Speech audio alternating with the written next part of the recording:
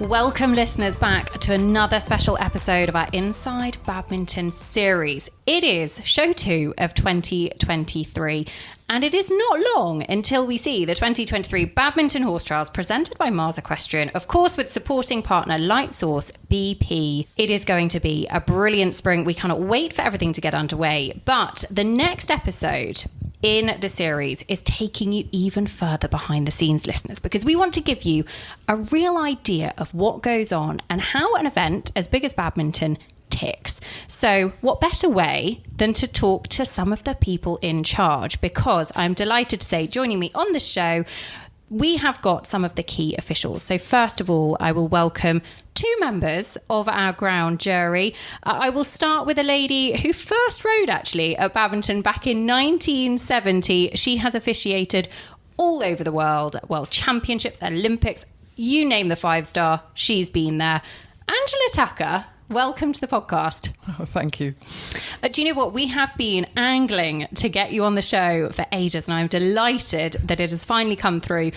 We're looking forward to hearing your memories of badminton and, of course, looking forward to this year's event. Sat alongside you is a man who has also been to badminton as a rider and as an official in the past. He has been to the Olympics as an athlete and an official as well.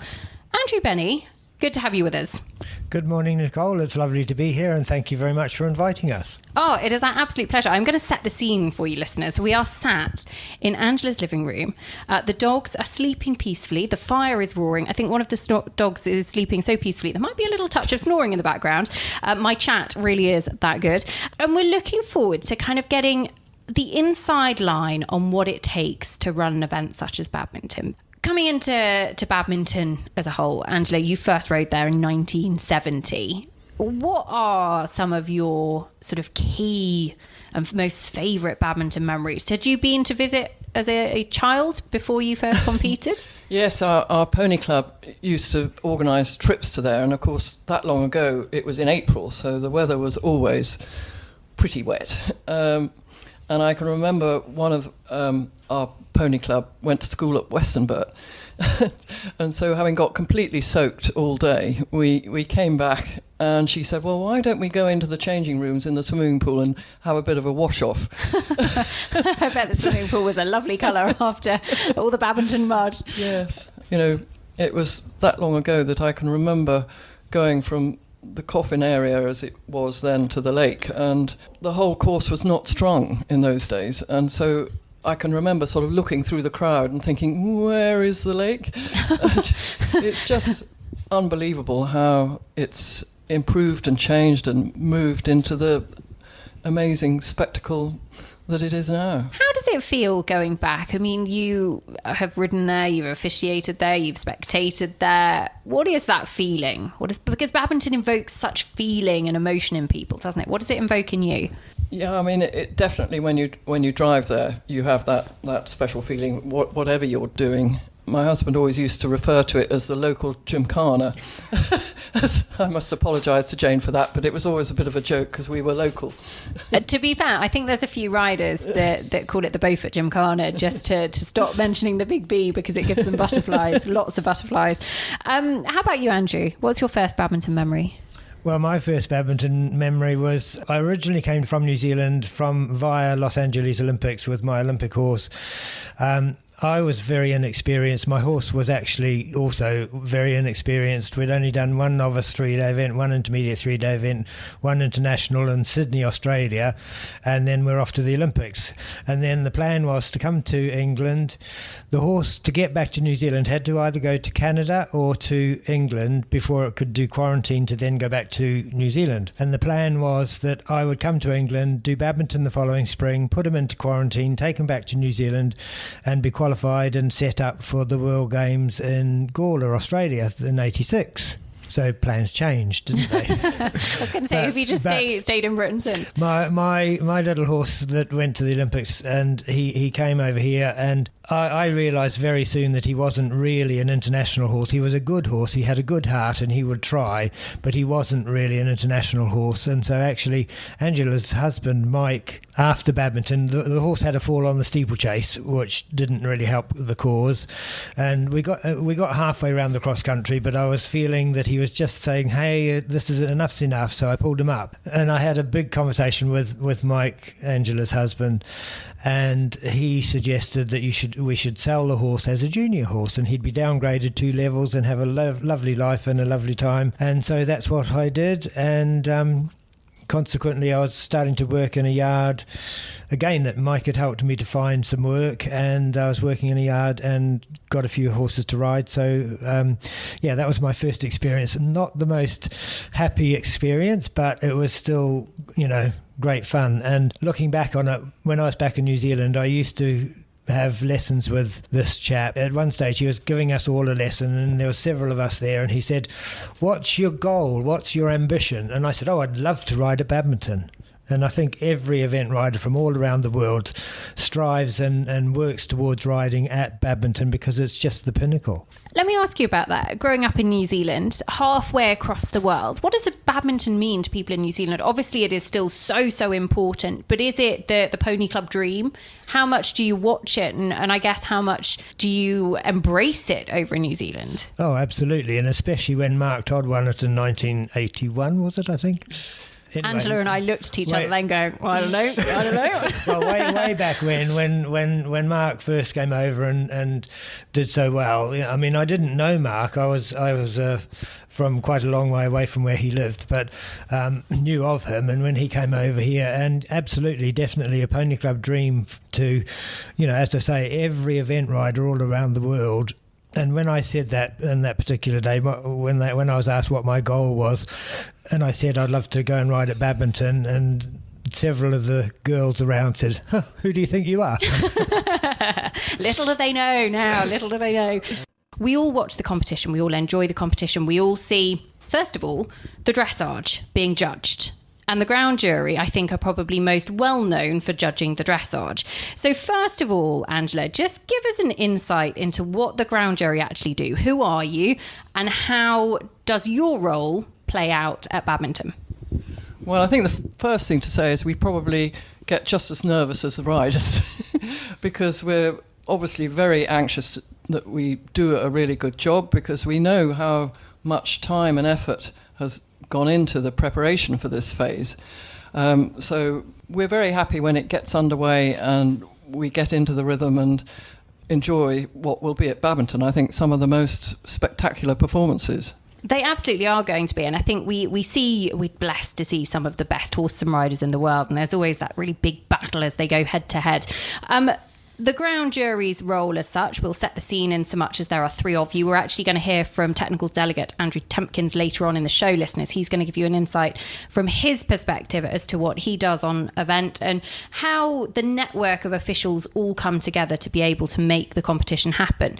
But the ground jury, made up of 3 massively experienced, knowledgeable horse people. President, which Angela this year is you. 2 members of the ground jury, Andrew, which is yourself, and Xavier, who will also be on the show a little bit later on. Couldn't quite fly him in from France just for the show, unfortunately, but we'll hear from him a little bit later on. And I suppose the ground jury as such, you're in charge of the whole competition, Andrew. So talk us through the week, because a lot of people think you just rock up to judge the dressage. That is absolutely not the case. So where does it start for you? Absolutely not the case. We usually arrive the day before everything else gets going to have our official course walk around the cross country with the TD, the course designer, usually the organiser, and whoever else may be requiring to walk the course. We walk the course with the view to authorising that the course is up to standard. It hopefully is, in our opinion, safe for all the horses and riders. So that's usually happens on the Tuesday, and that's the first thing we do. Then we will be also involved in the horse inspection or trot up in front of the beautiful Badminton house. Basically, the 3 ground jury, the vet, delegate, and stewards, and there's quite a lot of people involved in that, but there's also a lot of public involved, and they all come to watch. I think a lot of them love to come and sit on those drays and sit and watch the trot up, which is in front of the house. We basically have to consider whether each horse is fit to run. It may not be fit that we would want to buy it, but it has to be fit and sound enough to run at one of the major competitions and biggest competitions in the world. I always love the first horse inspection because there's something we see, horses in the dressage arena and under saddle, they always look that little bit different, don't they?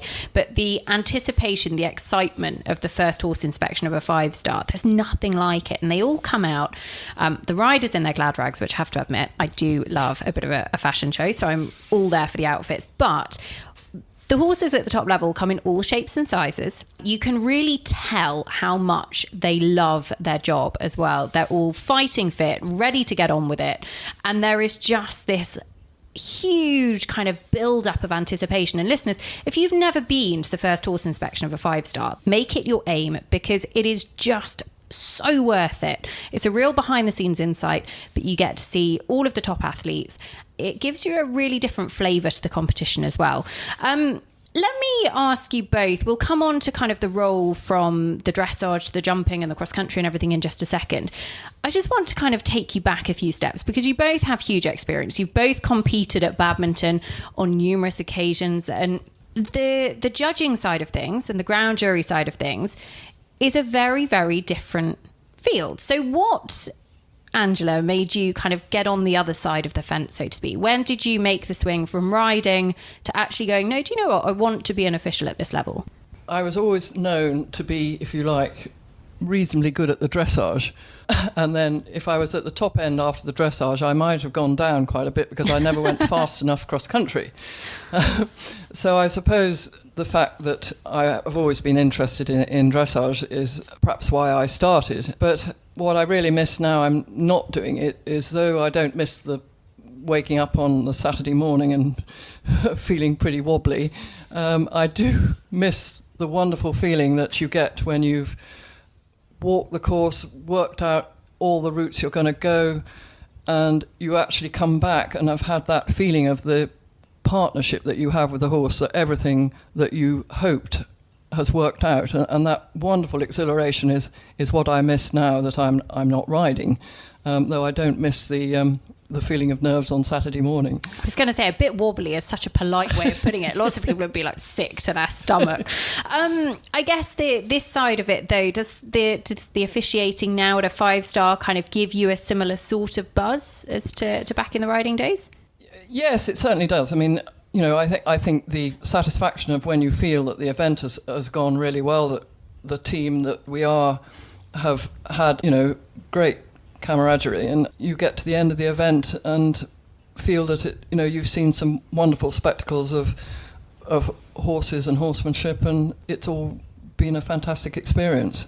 The ground jury as well, Andrew, the amount of experience, the decades and decades, not rubbing it in, I started saying it then, listeners, and I thought, oh, be careful, but the enormous amount of experience that cumulatively you all have is absolutely huge. And I guess everybody brings a different sort of piece to the puzzle, so to speak. And when you combine the 3 members of the ground jury at this level alongside the top course designers like Eric Winter, the top technical delegates like Andrew Temkin, people like that, actually together you have enormous experience, enormous knowledge, and hopefully that is one of the biggest key ingredients to enable us to see an enormous competition with some of the best in the world go head-to-head successfully. Absolutely. The experience is a hugely important part of it all, I believe. And I think there are ground jury members and TDs and members of the working groups that we all work with that are less experienced, and we all try to help to mentor them. And so that they may not have ridden at the top level, but we can try and share our experiences and share our good experiences and bad experiences. And I think it's the camaraderie, as Angela says, and the teamwork and putting things together and helping mentor other officials so that they can all learn as we go along. And I mean, we've just had a safety seminar in France for 3 days, and we've spent a lot of time, huge numbers of conversations talking about the safety of the sport and what we can do to try and make it safer. And the whole thing is just, it's like a big family. It is, and the community aspect absolutely comes through. And I think having that rider's experience as well is unbelievably important. Of kind of you've been in the shoes of the people that are lining up this year and in future years and in past years as well. You also all wear an enormous number of hats of being involved in safeguarding the future of our sport, because there's various committees, there's other commitments. I'm going to ask you, Andrew, how you spent last winter and your evenings writing dressage tests, listeners. We'll come on to that a little bit later on. Let's go from the first horse inspection. The course has been seen as fit and safe and ready to go. Everybody is still completely terrified because they've got to go out and jump it. First horse inspection is done. There's been some brilliant outfits. You know, all of the horses looking very full of themselves, etc., etc. Listeners, dressage. Talk to me about the dressage, because it certainly feels, from my perspective, and certainly Echo Ratings numbers will back it up, the score it takes to win at the very top level now is getting lower and lower. The dressage, the quality of dressage, the standard that we see in the first phase certainly looks to be improving all of the time. From your perspective, judging it, how good is it now? How good can it get? Where do we stand at the moment? I think, as you say, the standard has improved a huge amount. We've got a lot of very experienced riders that are competing at Badminton and the likes of, and the dressage standard has improved. The top ones have got better, the mediocre ones have got better, and even the ones that have not been so good at dressage have got better. And I mean, there's nothing I like more than to be able to reward good riding, good training in the dressage arena, and the more marks I can give, higher marks. I love giving a 10, and we don't see that very often, but we've got to remember that 10 is not perfect, 10 is excellent. So if we see something that's excellent and we can't see that there could be anything done differently to make that better, why shouldn't we give it a 10? Agree. Does giving a 10 give you the similar sense of satisfaction? Andrew had a real smile on his face there, Angela. Yes, I now it's much more, because the standard has got so much better, you see far more 10s than you did before. But I was just thinking back to an occasion at the Athens Olympics when Pippa Funnell was riding, and she did an extended trot, and I could just see nothing that could have been better, and so I gave 10, and there was obviously all the marks go up for everyone to see, and there was this, and I thought, oh my God, I've given 10 and everyone else has given 5 or something. Anyway, apparently everybody gave 10, and so it wasn't, at that stage, it wasn't so common to see that, and so the crowd were just very appreciative. Yeah, absolutely. And there is that real feeling, isn't there, when you're watching and you see the 10 flash up, that is, I guess, that adds to the show. It adds to the occasion as well. Andrew, have you got a favourite 10? What's the best 10 you've ever given? Does it stand out? I can't think of a favourite 10. I remember getting complained at by one of the other judges for giving Michael Young 2 9s for his flying changes in Kentucky some years ago. And one of the other judges said to me, oh, well, they weren't expressive enough. And I said, well, they were coming directly towards me, and they were absolutely straight, absolutely on the aids, absolutely clean and in the right place, and everything was nice. I couldn't see whether they were expressive enough coming straight towards me or straight away. So I gave 2 9s.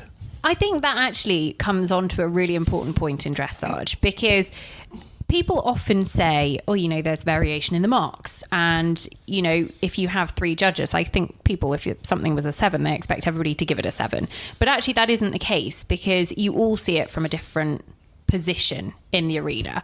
And there's a reason that you're in a different position, is to judge certain different things from your angle. So if you're at C on the centre line, you might not see if a halt is perfectly square. Whereas if you're on the side of the arena and there's a hind leg out behind, it's blindingly obvious. Absolutely, totally correct. I mean, if you're sat at sea, you can see how straight the horse is, quite often how balanced it is, whether it's square straight in front, but you can't see whether it's square from the side. So the side judge is there to decide whether the horse is square from the side, and the sea judge is there to see how straight it is and how balanced, really. How do you balance variation Because there naturally is variation. There's sometimes somebody sees something, somebody else doesn't. Everybody is human. I'm so glad I'm not a dressage judge, let me tell you. I'm sure lots of people, even though they might comment, are very glad that they're not the one pressing the button and, making that call. So what is in place to make sure that you're all, I guess, one, judging what you see in front of you, regardless of where that is, but making sure that if there are any variations, that those are kind of looked at very quickly? Well, there is a supervisory panel, and it is possible to look at a video afterwards. This is only related to if there is a variance in the marks in the flying changes. And so we can look at if there's more than 2 marks difference on a flying change. We can look at the video, and normally what happens, one of the judges will say, oh gosh, I'm sorry, I missed that, and it can be evened up, or equally, it can be the other way round. It's funny, isn't it? Because actually, even, when I'm commentating or when people are watching at home, we get all these lovely slow-mos and different angles and all the rest of it. So actually, it can be, you get spoiled with how much you are looking at, but ultimately you're watching it in real time and giving a real instant judgment on it. And I think there's a lot to be said for that, because one, if you take away from the reality of the situation if you go and look at lots of slow-mos and you look at it in replay and everything else. I think the standard that we've seen of dressage has improved enormously, as I say. What are you looking for in the dressage, in the event horse, that really sets them up for that 3-phase competition? I think basically the training, good training, that the horse is going forward on the aids, it's listening to the rider, enjoying itself, and it's not looking like it's being forced into a frame or pulled about and kicked about. I think it's very important that the horse and rider earn their harmony mark, which is at the bottom. And just going back to your previous discussion about the marking, I think it's important to realise that the dressage judges, we've got like 26 movements or 28 movements in the test, so we have to make 26 or 28 decisions within that 5 or 6 minutes. We have to try and make clear decisions about our marks, but also about the comments that we're going to write for that mark, and we want to try to make sure that the mark relates to the comment. If we say good relates to 8, so we have to try and make sure that it's an 8. If we say good but, then we can go down or whatever. But also another thing to think about is if we have a difference of 5% or over in the score, in the final scores, we have to sit and look through the dressage sheets and discuss why we had those differences. That can maybe be just half a mark per movement. If one judge marks the thing with a 6 and the other one gives it a 6.5, there's half a mark's difference. So total marks will end up being quite different. So we do have to go through those and make sure that they are we can't change anything, but we just have to discuss why there's been a difference.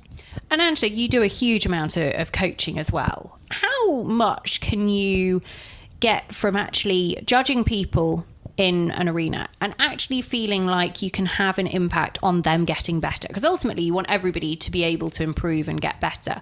And I think even though you're not directly coaching them, actually that's still a role that you can play in them improving.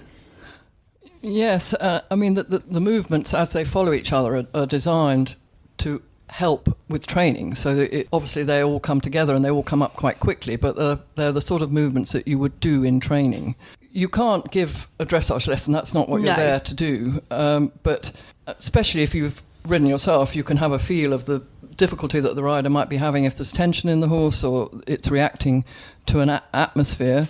And I think it's very important that, as horse people, that we understand the difficulties of actually, on a horse that's fit to run for its life in a day or two's time, the difficulty of going in there when there's a huge atmosphere and anticipation. It's not easy to have the horse in that relaxed state. You can certainly feel for them. You can empathise. Yes. Andrew, the tests. Angela, you have just given me the perfect segue, because I certainly have been guilty in the past of not really giving much thought as to where tests come from. I mean, I don't really think that the test fairies created them, but they just kind of appear and we all take it that these tests have been given to us and that's what we go and ride. But there's so much that goes into the creation of international dressage tests. And I know it's something you've worked an enormous amount on in the last sort of 12, 18 months. Just give us a bit of background on actually how dressage tests all through the levels, but particularly at the likes of badminton and 5-star level, are created, how you go through that process and what we might see in the future.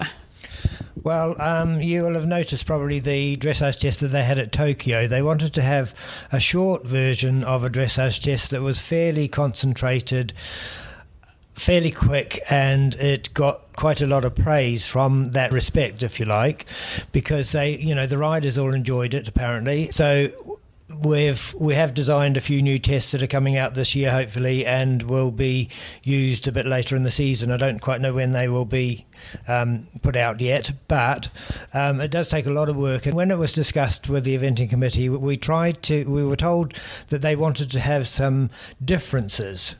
So I'll give you one little insight into one of the new 5-star tests. Breaking news, listeners. It starts with the canter work pretty well first, rather than having the trot work and then the walk and then the canter. One of the 4-star tests and one of the 5-star tests has got quite a bit of the canter at the beginning of the test. So it'll be interesting to see whether the riders like or dislike that. And I'm sure that there will be lots of people that do like it and some people that don't like the test. You can never please everybody. But what does that bring? Because everything that you create in a test is asking a question. And ultimately, I guess, comes down to the scales of training and the foundation that all of our horses have. So what is that asking for in particular? Well, yeah, it's the training, the harmony between horse and rider, and also trying to relate the dressage a little bit to the cross-country and jumping phases, because, you need to be able to do things like extend your canter or adjust your canter or collect your canter coming to a fence. If you know you're a bit wrong, you either need to lengthen it or shorten it, and having those gears in your toolbox, which we hopefully will help to operate those gears from doing the dressage. I always remember a few years ago when the stretchy canter circle came in and caused loads of head scratching in the first year that when you go down the centre line in canter and you come back to trot, and there were so many horses that, because they've gone from canter to halt pretty much all the way up their kind of careers, we're getting in a bit of a muddle. And it doesn't take long for people to get smart, does it? And they get very good very quick. How far will we see, do you think, 5-star dressage go? Like, where is the line? Are we likely to see tempi changes or canter pirouettes or anything like that in the future? There's been quite a lot of discussion about tempi changes or more than one change on a line. I think it's a good idea, but at the moment we have to be a little bit cautious with having enough judges that are qualified to judge the more advanced movements. I doubt that we will ever get canter pirouettes. I personally think the level of dressage has got to a good level at the moment, and I don't think it really needs to change a huge amount more. And it's just being able to put movements perhaps in a different order, and so that the riders have to plan ahead. And they, as I say, like the Olympic test was quite short, sharp, and it was action packed. And they had some unusual things in that the riders had to really think about. And we don't. It's a bit like cross country. Cross country has got to a level now. We can't make it more difficult. We can't make it any bigger. And the course designers have a really tough job to try and set a course at their level. Is there also the balance of, if you kept making dressage harder, that would continue to evolve the type of event horse that we would see that might be really good at the dressage movements, but actually then may not find the cross-country aspects quite so straightforward, Angela? Yes, no, you're absolutely right. And I mean, obviously, dare I say it, in my day, the thoroughbred was very, very popular, and my preference is still for a thoroughbred. But then you have the problem of probably not the extravagant movement that is now so desirable, and the natural balance. The thoroughbred's built to gallop and obviously has a much more downhill way of going, which is why now we have much more warm blood type horses that have the quality, hopefully, to gallop and jump as well. But they are obviously at a more advantage in the dressage in that they have more of a natural balance and better movement. And as long as they can be fit enough and have the quality to do the other phases, then, that is definitely the way the sport is going. Yeah, it's the evolvement of eventing. If Sam Watson was on this show, listeners, he would take it off on a whole different rabbit hole. But I'm actually going to move on to the cross country, because once the dressage is done and dusted, I mean, arguably one of your most important roles as the ground jury comes on cross country day. Give us an insight, Andrew, into what cross country day looks like for you as the ground jury and what those responsibilities are. Well, at badminton and the big events like that have got television coverage, and practically every fence is normally covered by at least one camera, we tend to sit as a group in the control centre, which has a controller, has usually the announcer, and lots of people doing the scoring and radio control from each and every jump, judge. They have contact with the emergency services, vets and horse ambulance, people ambulance and all that sort of thing. So we sit there and we watch video screens. There's usually videos of every jump being jumped. So we sit there and we've got a lot of responsibility on that day, in that if we see something that is not going quite according to plan, whether a jump is not jumping well enough, we can say, look, please go and check that jump, make sure that it's safe. Or we can pull the fence out, or have discussions with the course designer and the TD to whether to pull that fence out if it's causing a lot of trouble. Also with the horses and riders, if there's horses and riders that are not looking as though they're going very well and they've maybe had a couple of hairy jumps, we will really consider watching them very closely. And, at the end of the day, it's the rider's responsibility to look after themselves and their horse. But sometimes in that situation, when they're in the zone and going across country and wanting to get home, they've maybe got 5 fences left, and their horse is starting to feel a bit tired. I have to say that any horse having done 8, 9, 10 minutes of an 11 or 12 minute course is going to be a bit tired. So we have to sort of watch that and observe that, and if we think that a horse is looking too tired or that they're having some hairy jumps, we can get the controller to radio through and ask them to pull the rider off the course. We don't like doing that because we think it should be the rider's responsibility. But as I say, sometimes riders in the zone want to keep going, want to get their round finished, and we've all been there. I've been on a horse that was getting tired at the end of the course, and so I nursed it home and luckily didn't have any problems. But nowadays with the sport, and the social license, we want to see good pictures, we want to see comfortable horses coming home and not horses looking tired or weary, that looking like they might fall over.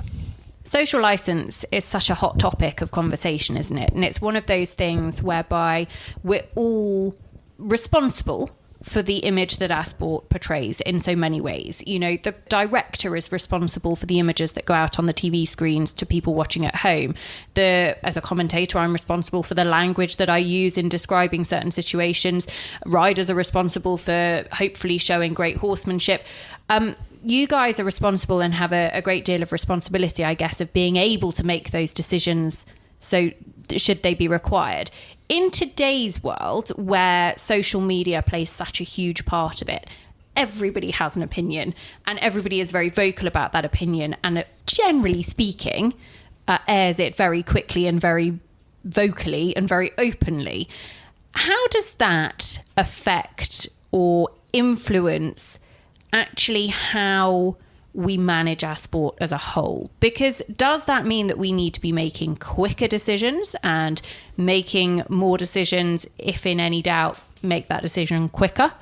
Yes, I think, as I say, we've had a safety conference the last few days over in France, and that's coming out very clear. We as officials need to be a little bit more, as you say, a little bit quicker perhaps to make those decisions at odd times. Ultimately, it should be the rider's decision, but when they're in that zone, and I have to say, I've now started, if I'm the president of a ground jury and I talk at the riders' briefing, which is before any of the competition starts, I always say, please think about our social license to compete and ride our horses.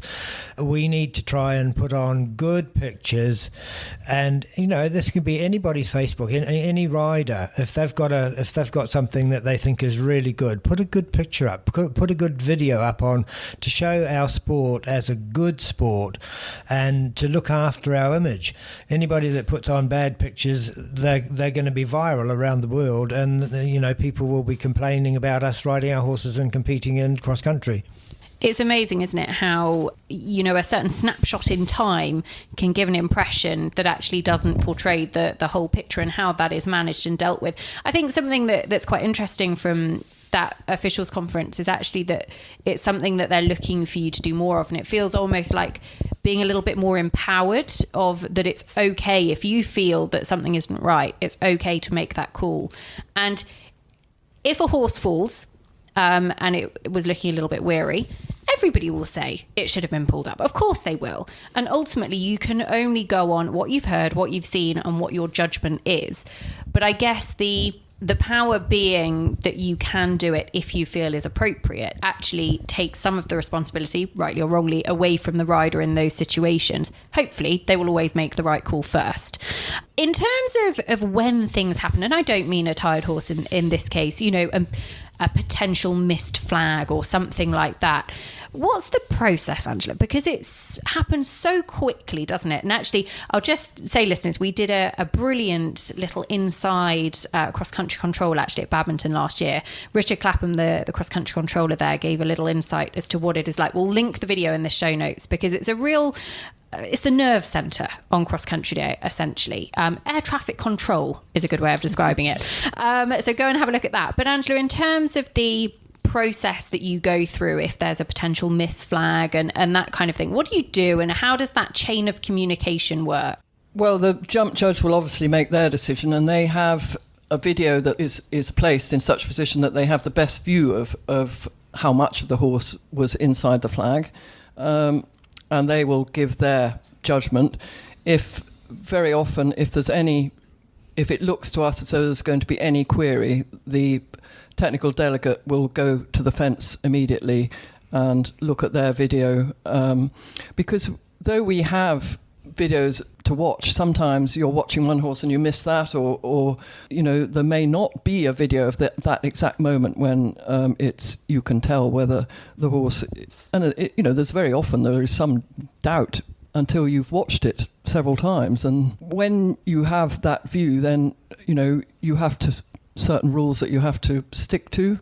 There's always going to be the case when it's a little bit of a grey area, as it is at the moment, and one would like to think within the rules that we can always give the rider the benefit of the doubt. But first the TD will assess it, and then we will get together as quickly as possible so that we can have an overall view together.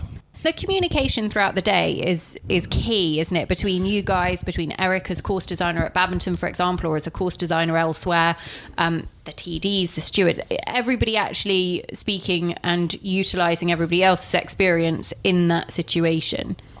Yeah, I agree totally. And we at Burley last year, we had 2 assistant TDs, which meant that there was 3 TDs on the course, basically. So we were able to send any or either of them off to have a look at certain fences when there was any issues going on or anything we wanted to have a look at. But also at Burley we had a team of vets, and just about every single fence had a vet on it, and those vets were asked by their chief vet if they could basically score each horse's tiredness or fitness as it went past and over the fence that they were at.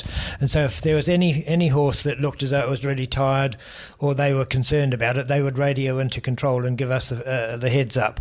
They also at a lot of events have zones, and they have a zone, what do you call them? Sector steward, that's what it is. Yeah, I couldn't think of the correct term. So yeah, and they have vets, and that was really useful for us at Burley because we did have one horse that we pulled up. And when that happens, it's not much fun for the rider, but it's also not much fun for us. We don't enjoy having to do that, but it is our responsibility. And this particular horse hit a fence really, really hard, and the girl carried on And about 3 fences later, we said the horse wasn't jumping happily enough, so we asked the controller to get it pulled up.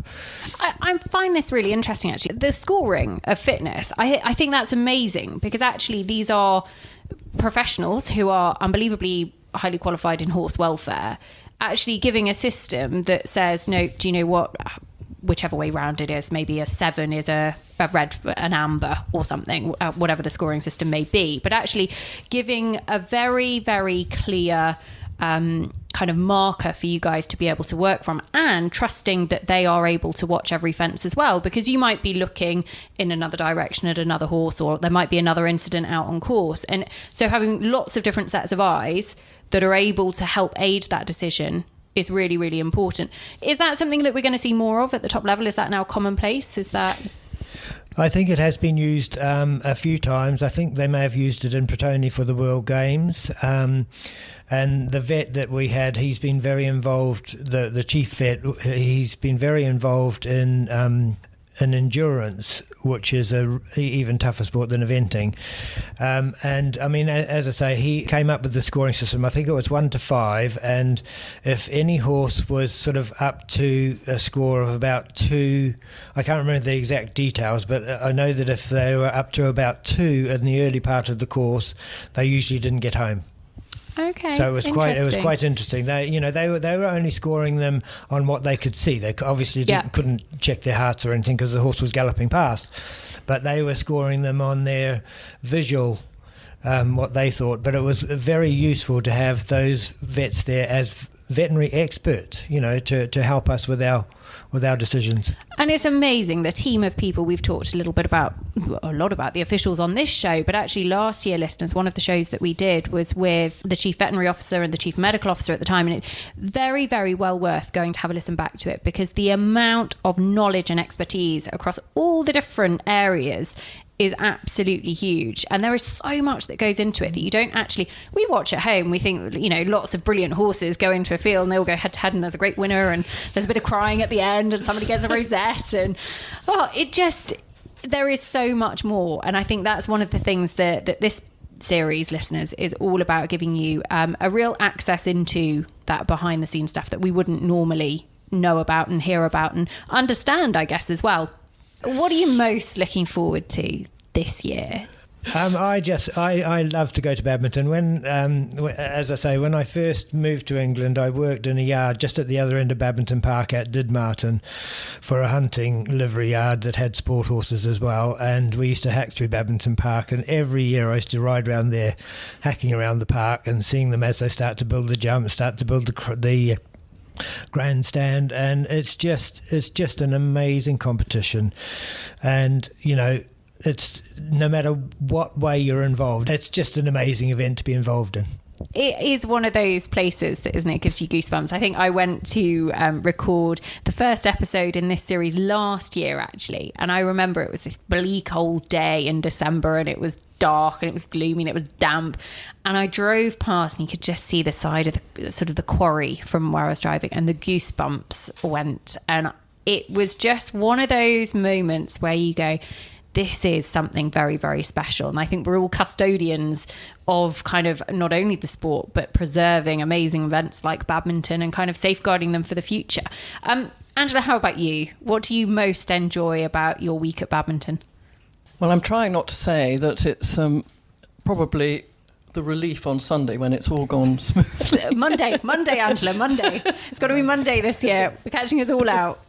Yeah, no, I think it's exciting when you see a horse and rider younger combination that actually rises to the challenge and makes it look easy, or not easy, but I mean copes with it really well. Because I can remember, the first time I rode and walked the course, and I couldn't believe the width on the fences. And my horse jumped the third fence, which was a sort of a parallel over a water trough, and it was definitely sort of like 3 feet wider than he'd ever done before. And he just sort of put his front legs out and said, "Oh yes, Mum, is it all going to be like this?" And he just grew as he went, and some horses you're lucky enough that have the scope that do that, and others get halfway round and think, "Don't think this is quite my cup of tea, Mum." And as a rider, you need to be able to feel that, and that only comes with experience. But I think, some of the experienced riders that just make it look, you've walked it and you've realised all the problems, and then they make it look like a pony club track. That is just something else. And equally, when you see a combination that just grows to it, and you think that's another star in the making. It's amazing, isn't it? We've had some of those really iconic, badminton and burly horses, the likes of Bennie, Camira, Classic Moe, and you see them go and they make it look so easy. And then actually it's really not easy. They just have this kind of next level of class, don't they? And the 5-star kind of feeling. But then we've seen some absolute young superstars, the likes of Alice Casburn, Topspin, who was so impressive around their first badminton last year, actually, then went on for a top 6 finish at Burley. That is very exciting. I'm just going to say watch out for them in 2023. But more of that on the preview show, listeners. I'm not getting ahead of myself. There is a bit of something for everyone. Angela, Andrew, thank you both so much. I could literally sit here for hours and quiz you on your badminton memories. It has been a pleasure to have you on the show. And also thank you for giving us a really honest insight into what officials do and your role. And it's a key role, a very, very important role at one of the biggest events in the world. So thank you. That's our pleasure. Thank you very much for inviting us. Now, our ground jury at Badminton this year, listeners, is made up of 3 different nationalities. We've heard from Andrew Bennie, he, of course, New Zealand, Angela Tucker, Great Britain.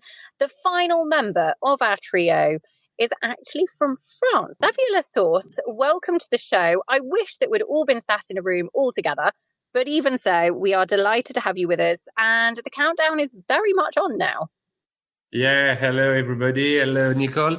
That would be a pleasure to meet all of you directly in Great Britain, but finally we're quite lucky with now the internet connection and video system. So that will be the perfect time to discuss about Badminton 2023. And it feels like it is coming very quickly. First of all, before we talk about badminton this year, just give us a bit of an insight into your background, because it's your first badminton as a ground jury member. But give us an insight into how you got to this stage in your career.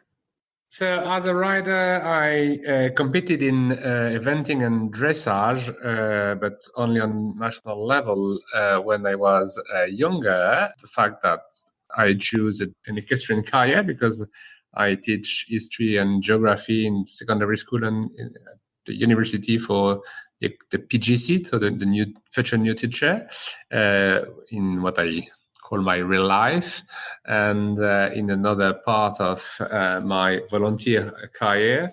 So I'm involved for the FEI until now more than 10 or 15 years as an international judge, and I'm the chairman of the Olympic regional committee, so involved with all different sports and not only equestrian sports. So my brain is quite open-minded with the issues that everybody in the different sports can know more than before after that 2 years of the COVID and all the wealth situation we had. And specifically as a judge, I judge pure dressage and eventing, pure dressage national class and international for eventing. And I was quite lucky to judge different 5-star before. I was twice in Pau. I judged Burley in 2019 or 2020, and different championship too. I was in Alpri last year for the Young Rider European Championship, and I judged twice the World Championship, the World Predict Championship in Le Lyon for the 6 years old. So that's probably the reason. So that's amazing. Do you still do your teaching now alongside all of your equestrian stuff? Yeah, true. I need to put some food in the fridge. So that's my professional career. So I'm plenty. Most of my time is to teach the children, and the equestrian career is, as I always call that's my second part of my life, or my second part of the day. But yeah, I'm still at school and teaching to the children or to the future teacher they will have. Do you think that actually that gives you quite a nice dynamic across the two things? Because even though as a ground jury, you are essentially in charge of the competition, and we've heard a little bit more about that already, but actually being able to teach and be able to guide people in order to get better for the future is a big part of that as well. Yeah, true. I think my professional career gave me different skills, and I grow that skills because finally, when teaching is not only teaching, it's thinking about what you will do, why you will do, how you will do, and for which reason. So I use that skills too in the education world, and in a way that's probably a very good thing. And I know that some of my colleagues, and that's the case for Andrew and Angela, were more involved than I am in the equestrian sports. I think it's quite good to have different people with different experience, and you can use the skill of everybody. We are really a team, working as a team, and the fact that everybody has a different experience is really interesting for that. You all complement each other really, really well, and that's very, very important. Was judging and being involved at the highest level of the sport always something that you aspired to? Good question. I don't know. I was probably lucky that some organizer and some colleagues opened different doors, and I was able to discover the high level, and that the FEI considered that we were enough competent to be involved with 5-star championship or everything near the high level. But I never run about or never run to be involved in that, but I'm happy and lucky to be involved different high level events, because it's a way to support the dynamic of our sports and to go forward and continue to follow the development of the eventing and in general the equestrian sports. Absolutely. I have to say, you say lucky, Xavier, I say hard work and talent gets you to that point. I do not believe luck has had anything to do with it. It is hard work and talent all the way. What about badminton? Have you been to badminton before? Is your first time working there? Is it your first time to the whole venue? Yeah, I will discover badminton in every different point this year. I was supposed to come and discover badminton the year of we had to stay at home because of the COVID. So I never went before to badminton, but I heard a lot about. I know plenty of people who decided to come once or more to follow the competition and everything around. And we all know that badminton is, with the other 5-star, the highlight of the sports, and that everybody is looking after. So that will be a real pleasure to discover. That won't be as a spectators, but that's with a different point of view, a different eyes.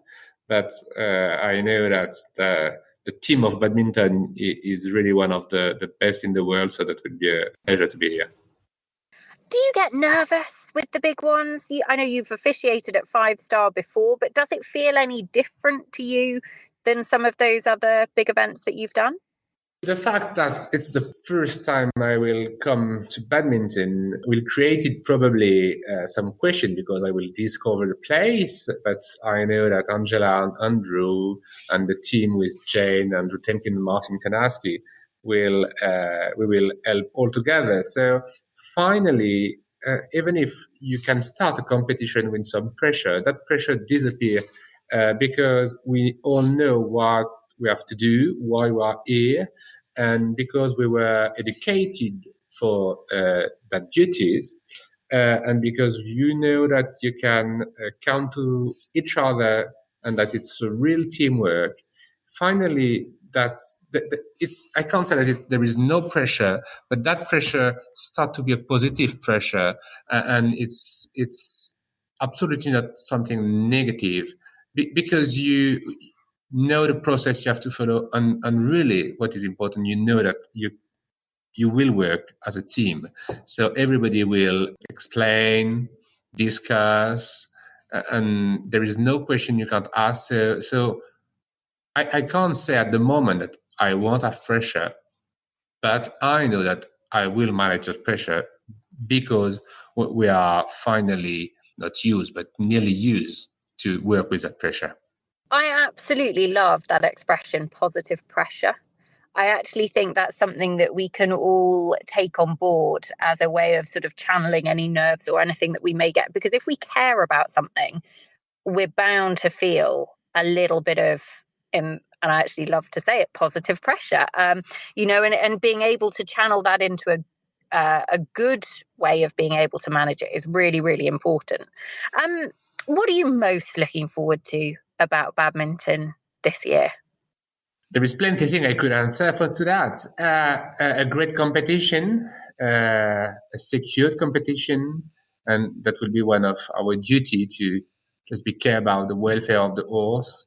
So that's the sports competition, and the fact that the picture we will give to the world, not only the equestrian world, but social media and general public is a part of our sports now, and we need to be careful about and probably explain a bit more what is our sports and how we deal with the sports, what we are doing to have a safe sports for everybody. And that's probably one of the highlights we could have during competition, because I could say that we want a fair competition, but I'm quite sure that everybody know that, and that's our duty. So there is no question about. But yeah, I think after 2 years we had, and that's stranger. We had last year, because everybody didn't know really if we could go forward or make new stops. We have started again to have, I hope, like a normal life. Probably we will have some horses we know and some new horses, and we're nearly to start to think about 2028 now, because 2024 and the Olympic Games in Paris, that's tomorrow finally. So probably we will have a part of the future of our sports during badminton, and that's really exciting. I love the reference of actually one of the things that you're excited about is being able to showcase our sport to not only the equestrian community, but the wider sporting and global community in a way in which it should be. And I think that's something that we've become so much more aware of, and the rise and everything of social media recently. I say recently, over the last 10, 12 years even, it has just changed enormously. And the pace with which something can gather on social media is absolutely enormous these days. It's instant, isn't it? How much responsibility in your mind lies with the ground jury in order to help protect and showcase the sport in that way? I think it's a responsibility we share all together. All the people involved in our community have to share that responsibility. It's not only the officials team, that's not only the riders, it's not divide, it's all together. For the point of view of the ground jury, that will start with the trot-up, the horse inspection of the first day, and same on a Sunday morning. And unfortunately, sometimes that's not possible for a rider on his horse to continue. That's a shame.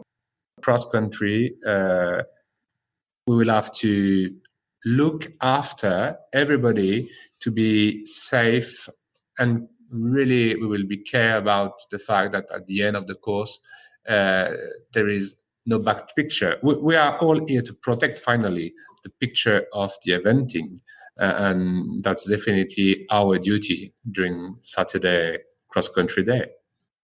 It's a very, very important duty as well. Look, Xavier, we're so looking forward to badminton this year. And I tell you what, that final horse inspection on the Monday morning instead of the Sunday morning is going to catch so many people out.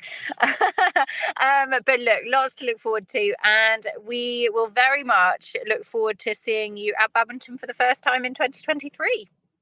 Yeah, that would be a pleasure to see you too. And that's true that the calendar moved a bit, because that's something I finally didn't tell, but we will be really happy to, or I will be happy, because I'm not English or British, but I will leave the coronation in your country, and that will be probably something really, really interesting and entertaining to have that competition in the same time that the coronation of your new king.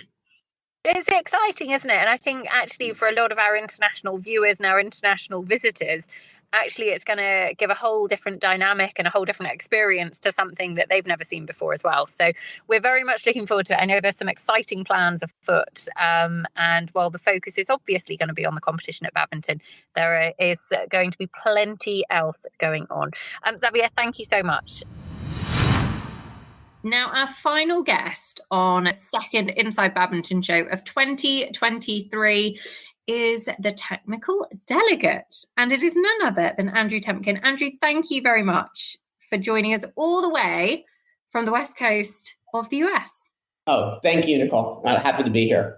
It is very good to have you with us. We have got a big few months coming up. First of all, this show is all about going behind the scenes with the officials, and the technical delegate is such a big part of the team and how it all fits together. So just give us a bit more of an insight from your side as to what a TD is, what you do, and what your role is on event, and I guess before event as well, because you have a really key role to play in the build up to badminton too. Yeah, thank you. You know, it's interesting. The technical delegate is independent from the organization of the actual events. We are a representative of the FEI, the Fédération Équestre Internationale, who is on site for the competition and in the run-up. And the technical delegate's job is really to ensure that the technical aspects of the competition are to standard, and that includes the overall facilities, the venue itself, and then more specifically, the stables, warm-up and schooling areas, and then the competition itself, the dressage, the cross-country, and the jumping. And much of the TD's, the technical delegates' work is performed before the athletes and even the ground jury are ever on site, ensuring that everything is to standard. And we frequently ask a lot of the what-if questions in terms of what if X happens, and based on our experience and what we know, what can occur at events. Badminton is certainly a unique venue with its own challenges and issues, as well as very few other events in our sport have the issue of the spectators the same way that badminton does. So we work in the run-up to the competition. We ensure that the technical aspects are in conformity with the various rules and everything is provided for. And then we turn the competition over to the ground jury, who take control of administering the judging and so forth. And we then become advisors to the ground jury, as well as working behind the scenes to ensure that other technical aspects, judging and every other thing that occurs at the event, so to speak, related to the competition, the field of play is maintained. And preserving the competition and ensuring that rules are followed and the field of play is maintained and fairly, and the winner is determined based on their performance, not related to any sort of outside issues. I would say, though, that some of the best TDs in the world have said to me, best competitions are ones in which you don't know who the technical delegate is. We should be completely behind the scenes. This is the opportunity for the athletes and the horses to shine and show how good they can be. It's an amazing amount of knowledge that you guys have, because the rules in eventing, as we all know, listeners, are intricate. particularly as we head up to the higher levels. I mean, this is ultimately elite sport at its finest. And so to know the sort of little nitty-gritty details about what should be done and how things are dealt with and the appropriate way of dealing with things is really, really important. Your day job is as an attorney, which I would imagine actually complements this role very well. Yeah, as in my case, I think that the issue, attorneys specialize in detail and how we are given, oftentimes in our day job as a lawyer, you're given a set of rules, the laws essentially, and then you're given a fact pattern, and you have to apply those facts to the rules. And it's to the law, and it's very similar in the sport. We have situations where it's black, and white. It's very clear that something is or without outside the rules. For example, you can't school at an event with draw reins. And other things are more gray and require some interpretation as to whether or not, a horse had been presented at an obstacle, or there's so many other examples. So it is helpful having sort of a very, good or for bad, but attorneys are pretty structured and rigid and have method by which they go about analyzing and taking information and working with it. And I'm fortunate in that I'm able to do that with something that I love as much as the sport of eventing. And I'm incredibly fortunate to be able to do it at really the highest levels. It is something, though, that benefits from time and experience. And having been to other 5 stars and Olympic Games and other events, I've honed my skills, so to speak. Although things will happen for the first time at badminton this year and at other times, it's not the time to be experimenting. No, not at all. And it's one of those things, isn't it, that actually, when you think you've seen everything, something else comes along, and there's always something different. Yes, absolutely. Every event is a learning experience, no matter how high the level. Something will happen that I will come away from at an event and say, I've learned from that. We did not expect that at this level. The pressure on the athletes and in turn to their horses from everything, their sponsors and their owners and the media and the exposure in the sport is so high that it's very unique. And I take really personally and incumbent upon us as officials, and certainly as my role as technical delegate, to do the absolute best job. And I think that universally you find that among the officials, and certainly the officials at badminton this year, and certainly the officials that work at that level. What about your backstory? How did you come about to be officiating at the highest level in eventing? It's an interesting one. I am a reformed athlete, I suppose. I evented as a junior and as a young rider, even after high school in America, so our 12th grade. I didn't go to university. I decided that I was going to try to have a go as being an eventing rider, and was a working pupil for B and Derek DeGrazia for 2 years following my graduation, and then had horses that didn't come together in that period of time and knew I needed to get on with it and get a job. Did that, went to university, and then on to graduate school for law, and then got back into the sport when I could buy horses for myself, and ended up buying a really good horse without the expectation that it would be as good as it was from another technical delegate who's my friend now, Alec Lahore. And that horse ended up going and taking me to events that I wouldn't otherwise have gone to, and competed on the East Coast, living in the West, but I would go to the East Coast to Fairhill and Allentown and competed that horse. And that horse then moved on, and I had other horses over time, but having that brief opportunity to compete, at a really high level, and then having the passion for the sport. And I knew that I loved international eventing, and I was always drawn to it, having done it, and then also just every aspect of it. So that at a certain point after having ridden, I decided that, now would be a good time to sort of explore officiating. And there was, at the time, he's now deceased, he was actually one of the technical delegates at badminton for years, Roger Haller, the American, encouraged me to give it a try and, see, did I think that being a TD was a good idea? And So I did it a little bit, and then quickly got on the list, the national list that allowed me to officiate, and very quickly decided that I really loved international eventing, and was able, as a national official, to be an assistant at international events, and took that on, and was really fortunate that I was given lots of opportunities to travel and to go to like great events working with top people, which is really the way that you have to learn this job. You have to be exposed to it, and you have to have somebody who can say to you, what do we do here? Or what's your take? And that just grew and has grown and continued to grow. And I've been given, again, great opportunities. And as a result, got the call from Jane.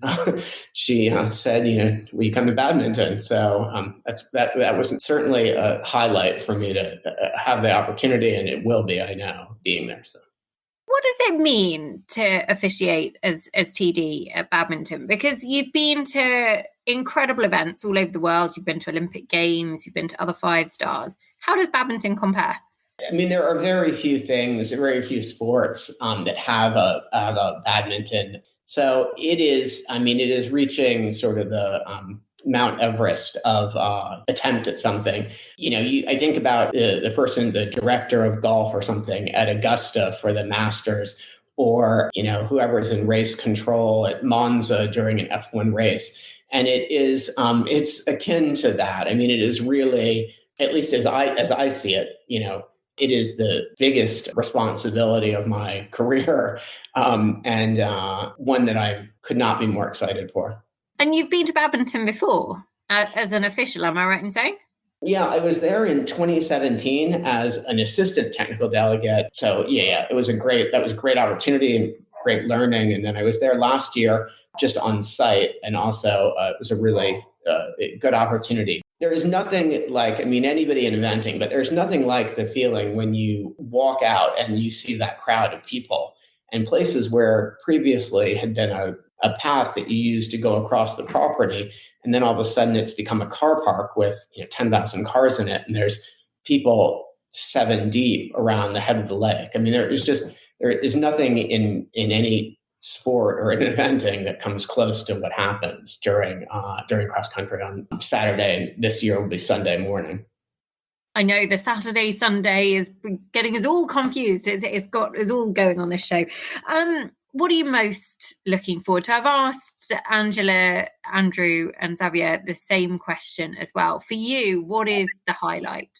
I think that there will be several. I mean, not entirely jokingly aside, would say that Sunday afternoon, when it's over and we've had a successful event and all the horses are on their lorries home and athletes drinking champagne, will be after a successful event will be something I'll look forward to. That said, when the first horse goes down the center line, standing in the arena and taking that moment, and walking out of control and watching the first horse start cross country, and then also watching that first horse come into the arena and being able to see that will be a highlight for me, I know. So it's one of my favorite places to be on cross country day at one of the big 5 stars is by the start finish, and kind of that nervous anticipation as horses and riders get counted down, but then the absolute elation as they come through the finish. And actually, Andrew Tucker showed me a video when we were recording the first of these Inside Badminton shows for this year, listeners, of that moment last year where we hadn't had badminton for 3 years. And the first horse went in the start box, left the start box, and the roar that went up, I just watched it on a phone in the middle of December, and the goosebumps on my arm were just absolutely extraordinary. And I would urge anybody, whether you're going to badminton, whether you're going to another one of the big ones, go and sit in the start finish area, because it is just the most incredible place to be. You see so much, you feel so much. It's that kind of emotion that is really, really captured and heightened at that moment in time. Yeah, it is one of the amazing things. And it's one of the things that we're really lucky at badminton, because it's one of the venues where you do have the start and the finish right there in the arena. I specifically remember Andrew Nicholson and Nereo in 2017 coming to the arena and ultimately won the competition. But I mean, it's just amazing watching an athlete of that caliber on a prepared horse and having that moment. It's unbelievably special. And I think it's one of those kind of moments of the competition that just really encapsulates everything that's going on. You feel so much through it as well. It is going to be, we hope, a brilliant badminton, but it takes a huge army of people, from the organising team, from volunteers who make it happen, obviously the athletes and the competitors, but the officials really do make such a massive difference. And hearing from Angela, from Andrew, from Xavier and yourself, Andrew, on this show, hopefully listeners will have given you a snapshot into just what goes on behind the scenes for people who give their time so willingly. Lots of them are volunteers as well, which is obviously the backbone of our sport, and really do make their mark on the event in the best possible way. So, yeah, I will say also the two groups that are working tremendously right now are the and in this run up is the course designer Eric Winter, and then his building team, James Willis and the Willis brothers. The amount of work that goes into preparing a cross-country course with, there'll be 45, 46 jump efforts, but plus then all the alternates. It's as full stop as you can imagine. And then they also have to deal with the weather, which isn't always cooperating, particularly this time of year. So it really is that final product that you see. It's an amazing amount of people that go to it. But I always think, especially the course builders, execution of the course designer's vision is one of the amazing things of the sport.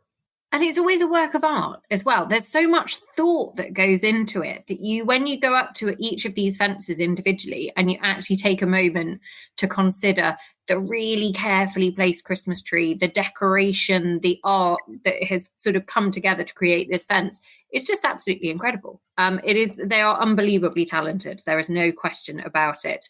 And we're very fortunate to have them at our disposal for badminton this year. We cannot wait. The countdown is on. The box office is open, listeners. Do not forget, it is advance ticket sales only. So if you would like to go, then make sure you get your tickets early.